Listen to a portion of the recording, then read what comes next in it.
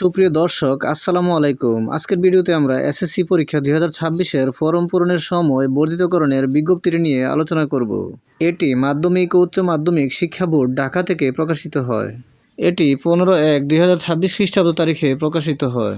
এখানে বলা হয় যে এত দ্বারা সংশ্লিষ্ট সকলের অবগতির জন্য জানানো যাচ্ছে 2026 সালের এসএসসি পরীক্ষার শিক্ষার্থীদের বিলম্ব ফি সহ ফরম পূরণের সময় 24/1/2026 খ্রিস্টাব্দ তারিখ পর্যন্ত বর্ধিত করা হলো।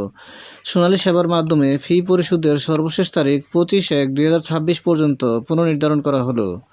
উল্লিখিত সময়ের মধ্যে সংশ্লিষ্ট শিক্ষা প্রতিষ্ঠান শিক্ষার্থীদের ফরম পূরণের কাজ সম্পন্ন করবেন।